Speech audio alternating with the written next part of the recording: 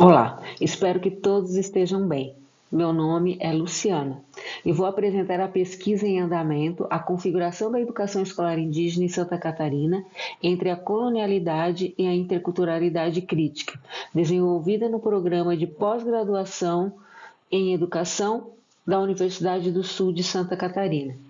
A pesquisa trata da elaboração de uma reflexão crítica sobre a categoria de interculturalidade, enquanto os direitos legitimados dos povos indígenas a partir da Constituição Federal de 1988 e sua incorporação no sistema estadual de educação. Nesse sentido, questionamos como a categoria de interculturalidade está incorporada na elaboração da educação escolar indígena oferecida na rede de ensino do Estado de Santa Catarina.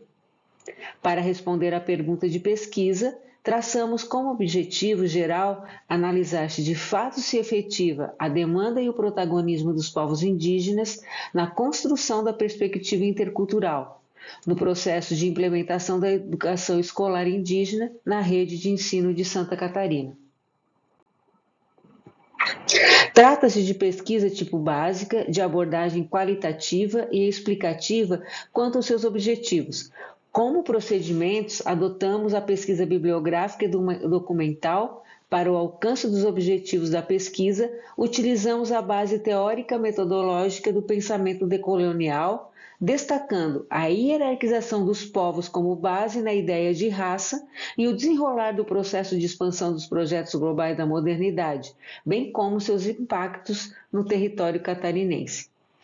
A pesquisa bibliográfica foi realizada especificamente em teses e dissertações produzidas em Santa Catarina que abordam a temática da educação escolar indígena diferenciada, selecionadas a partir da Biblioteca Digital Brasileira de Teses e Dissertações.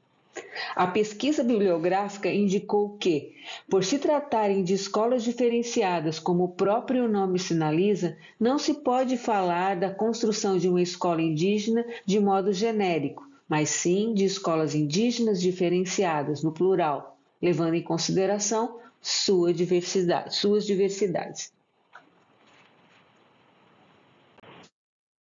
Segundo o último censo realizado pelo Instituto Brasileiro de Geografia e Estatística, IBGE, em 2022, a população indígena do estado de Santa Catarina está constituída de 21.541 pessoas, sendo o estado de Santa Catarina o 17º estado da federação em termos de população indígena, com o percentual de 1,27% do total da população brasileira, o que equivale ao posto do terceiro lugar da região sul em termos de contingente populacional indígena, com um aumento no índice populacional de 18,20% no estado.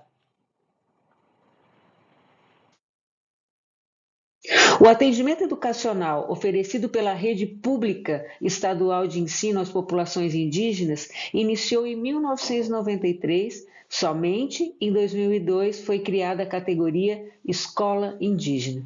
Atualmente, a educação escolar indígena na rede pública estadual de ensino é constituída de 27 escolas de ensino fundamental e 6 escolas de ensino fundamental e ensino médio, oferecida às 3 etnias que vivem no estado: Guarani, Caigangue e Xoclen-Laclanô. As escolas se encontram em 27 terras indígenas e estão vinculadas à Secretaria de Estado da Educação. Segundo dados do CIGESC de 2023, o número de matrícula de alunos indígenas no estado de Santa Catarina, somados nos atendimentos nos níveis de ensino regular, fundamental, médio e da educação de jovens e adultos, totalizam 3.091 matrículas e contam com 419 professores, e destes professores, 350 são indígenas e 69 não indígenas. O estudo desse processo histórico requer uma análise cuidadosa, valendo-se da aplicação de categorias específicas que permitirão compreensão mais aprofundada. Dentre elas, destacam-se a colonialidade, modernidade e a decolonialidade, que são categorias analíticas que nos ajudam a entender como se construiu a educação escolar indígena e quais condições foram submetidas os povos indígenas do Brasil. A seguir, desenvolverei os conceitos de colonialidade do poder, do saber e do ser, e decolonialidade e interculturalidade, conceitos chaves para a análise do tema central da pesquisa. Modernidade. A chegada dos europeus ao continente americano foi um momento em que tiveram início dois processos que, conjuntamente e de forma articulada, modularam a formação histórica posterior, a modernidade e a organização colonial do mundo.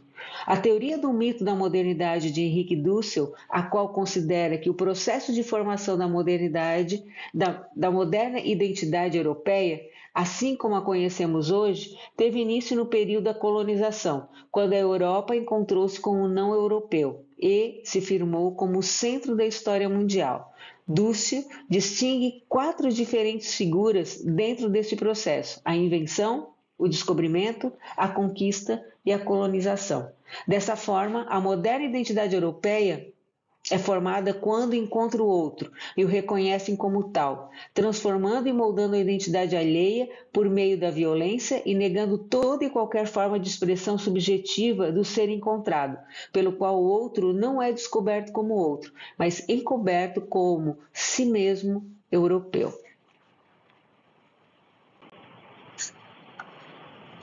Colonialidade. De acordo com a perspectiva do grupo Modernidade e Colonialidade, a lógica colonial penetrou profundamente as estruturas, instituições, mentalidades e subjetividades de tal forma que persiste e configura as sociedades latino-americanas. Mesmo após a obtenção da independência política, os resquícios da colonialidade continuam a influenciar diversos aspectos dessa sociedade, indicando a complexidade e a durabilidade dessas dinâmicas ao longo do tempo. Através da perspectiva da colonialidade do poder, a forma como a estrutura global de poder foi moldada e é mantida. O primeiro eixo: colonialidade do poder. Refere-se ao estabelecimento de um sistema de classificação social, baseado na categoria de raça, como critério fundamental para a distribuição, dominação e exploração da população mundial no contexto capitalista global do trabalho. Através de um sistema de dominação sobre os povos colonizados, estabeleceu-se a categoria de raça, resultando na naturalização das diferenças e na subsequente interiorização e subalternização dos dominados. A predominância e superioridade da raça branca europeia exerce uma colonização abrangente nas diversas dimensões da existência humana, moldando as relações culturais, sociais, econômicas, de trabalho e os padrões de pensamento e, crucialmente, a educação. A instauração da colonialidade marcou a dominação dos povos colonizados pelos colonizadores. Essa condição é percebida em todas as esferas e organismos sociais e marcadas por relações intersubjetivas de poder, conhecimento e identidade, as quais se entrelaçam por meio do sistema capitalista.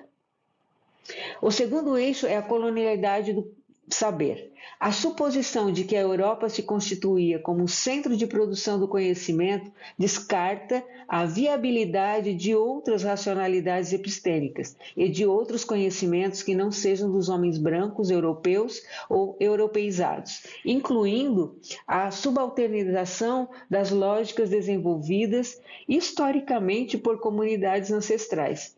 A colonialidade do saber revela que, para além dos profundos legados de desigualdade e injustiças sociais originados pelo colonialismo e imperialismo, existe um legado epistemológico do eurocentrismo.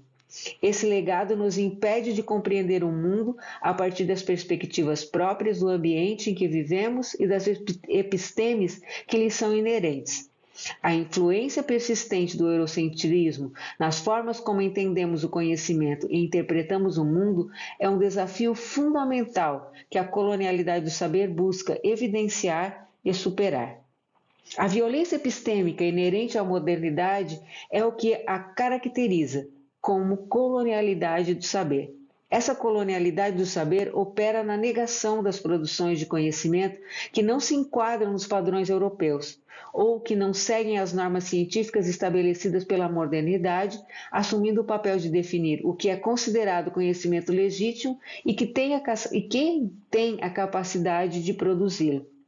Essa dinâmica reflete a imposição de uma visão particular do mundo e do saber, muitas vezes marginalizando outras perspectivas e tradições de conhecimento. O terceiro eixo, a colonialidade do ser, manifesta-se por meio da subalternização e desumanização dos sujeitos colonizados, à medida que o valor humano e as faculdades cognitivas dessas pessoas são desacreditadas pela sua cor e pelas suas raízes ancestrais. A colonialidade do ser supõe a inferiorização e subalternização de determinados grupos sociais, particularmente os indígenas e os negros. A decolonialidade. Segundo Almeida, o pensamento decolonial como um movimento de resistência teórico, epistêmico, cultural, prático, político e pedagógico à lógica da modernidade colonialidade.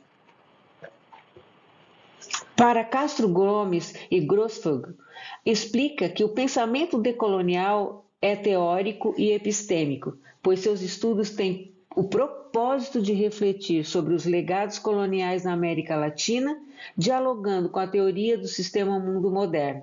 Além disso, visa denunciar e questionar como são engendradas as políticas do conhecimento no espaço geográfico e a colonialidade do poder. Nesse sentido, o pensamento decolonial oferece às ciências humanas uma compreensão alternativa do projeto moderno, revelando outra face, a qual, de acordo com Quijano, é a colonialidade. Essa abordagem crítica propõe uma desconstrução dos paradigmas eurocêntricos e busca desvelar as estruturas de poder subjacentes que perduram a desigualdade e a marginalização em diversos aspectos da sociedade. Ao ponderar sobre como e em que condições os conhecimentos são legitimados na educação escolar indígena, é imperativo abordar a complexa discussão epistemológica permeada por relações de poder e saber subjacentes à legislação, ou não dos saberes. Destaca-se a importância dos desafios envolvidos em uma eventual transição desses conhecimentos do âmbito da educação escolar indígena. Interculturalidade. Para Fleury, a perspectiva conceitual em torno da qual se situam as questões e as reflexões emergentes nesse campo é o da possibilidade de se respeitar as diferenças e de integrá-las em uma unidade que não as anule, mas que ative o potencial criativo e vital da conexão entre diferentes agentes e seus respectivos contextos. A interculturalidade crítica, portanto, aponta para um projeto necessariamente decolonial, buscando compreender e confrontar a matriz colonial do poder, que historicamente articulou a ideia de raça como instrumento de classificação e controle social, em conjunto com o desenvolvimento do capitalismo mundial, moderno, colonial e eurocêntrico. Esse processo teve início como parte da construção histórica da América, evidenciando a necessidade de uma abordagem crítica e decolonial para abordar essas questões complexas. Para Catherine Walsh, a construção crítica da interculturalidade requer transgredir e desmontar a matriz colonial presente no capitalismo, criando assim outras condições de poder, saber, ser e estar e viver. Essas condições devem apontar para a possibilidade de conviver em uma nova ordem e lógica que se baseie na complementariedade e nas parcialidades sociais. A interculturalidade, portanto, deve ser assumida como uma ação deliberada, constante, contínua e até insurgente, entrelaçada e direcionada juntamente com o processo de decolonização.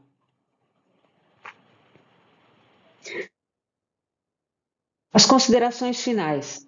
Em relação à pesquisa documental, já foram mapeados os documentos que regulam a educação escolar indígena em Santa Catarina, com o objetivo de analisá-los, relacioná-los aos estudos sobre a educação escolar indígena.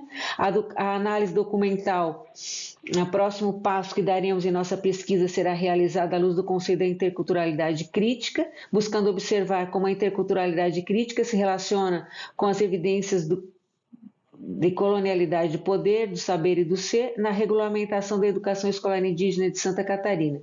Entre as constatações parciais do presente estudo, destacamos que educação escolar indígena de Santa Catarina apresenta contraditoriamente características de colonialidade e interculturalidade crítica em um contexto de interculturalidade funcional.